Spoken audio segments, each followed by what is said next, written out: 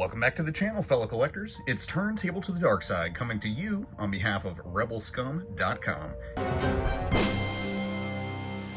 And today, we've got another brand new vintage collection figure to show you. It's always nice to get a newly sculpted figure added to the vintage collection, and this time, we've got the mysterious assassin, May, from the Acolyte. Now, to be fair, I feel like I enjoyed the Acolyte a lot more than some. That said, in a time when new vintage collection releases are fewer and further between, it's always a pleasure to get something new and closely following the release of the show too. So no complaints here. To start things off, let's take a closer look at the card back. We've got the classic Kenner design and logo in the bottom right corner, as always.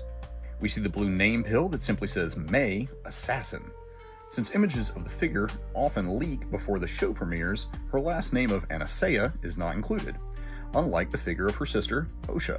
We've got the same blue color behind the figure itself, which works great in making her purple robe pop. I know it's a little different this time in that I've already opened the figure because I only have one copy of it so far, but you get the gist. The image they used is a bit dark, but I really like how the glow of the windows centers around her head to help her stand out. All around, I think this is a great looking card back. Now for the back of the card, we see that this is VC number 328, and they've got May posed for action, standing in front of the card back. There's a short blurb about the character, and of course the vintage collection logo onto the figure itself. Regardless of how you feel about the show, you have to admit, this figure looks pretty great in hand. The hood on her cloak is designed a bit better than other vintage collection figures, and doesn't seem to kind of pill up and pop up quite like some of the other ones do. So it actually fits pretty snugly on the top of her head, which I'm a big fan of.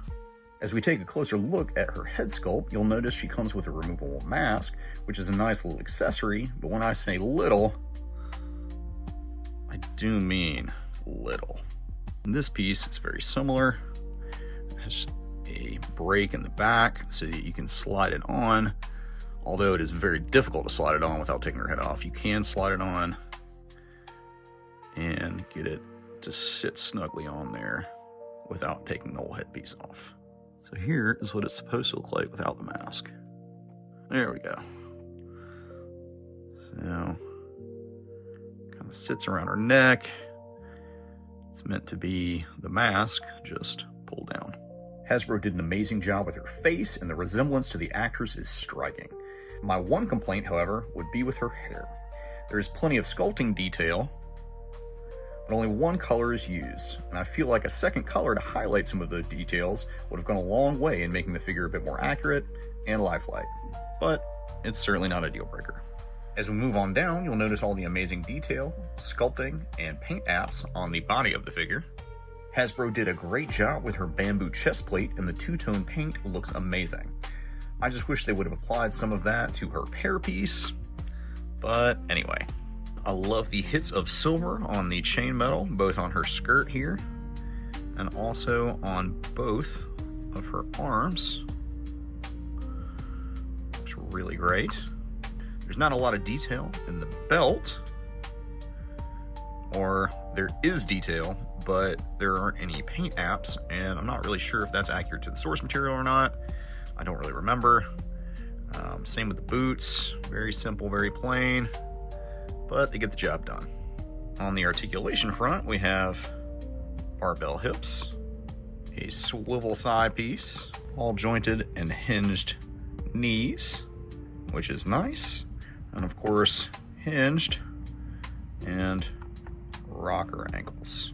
She has a nice ab crunch and barbell swivel, which will go a long way in getting her into some pretty dynamic poses. Her skirt does hinder some of that posing, at least a little bit. Not too bad. The splits on the side really help. Her arms have ball hinged shoulders, which fully rotate. She has an elbow that goes to 90 degrees, and a wrist swivel. Unfortunately, like with a lot of the latest female figures, she doesn't have a hinge on her wrist, which is a huge bummer. I get that the plastic is small and could break more easily, but it sure would be nice to be able to adjust the female figure's wrist more naturally. Even though her head has a double barbell, it is a bit limited in motion due to her extremely long hair, and also that little piece right there, which is to represent the mask, which obviously prevents her head from going too far forward, whereas the hair prevents it from going too far back. As far as accessories go, I already mentioned the mask pieces. There's one that covers her face, and a second, even smaller piece that is meant to be used in place of the face covering. She also comes with 2 daggers, which look great, but are all black without any additional paint. This isn't a huge deal, but it would have been nice if at least the blades were painted silver. What do you guys think?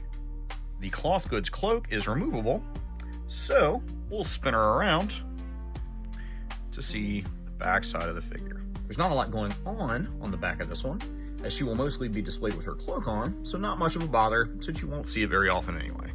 Unfortunately, I don't have an OSHA figure to compare this one to just yet, but hopefully I'll get my hands on one soon and can do a proper side-by-side comparison in my next video. Well, that about does it for my super quick review of May from the Acolyte.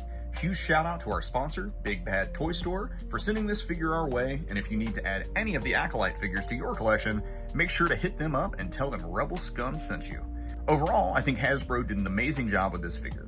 From the updated hood that actually sits well on the figure, to the impressive paint app of her chest plate and details of the chainmetal, I am pleased to add another brand new vintage collection figure to my collection. The pros greatly outweigh the cons on this one, and if you're a fan of the Acolyte, or just want a cool figure to customize, make sure to get yours from Big Bad Toy Store today. Thanks as always for your support, fellow collectors. This has been Turntable to the Dark Side, coming to you on behalf of RebelScum.com, and until our next review, may the Force be with you.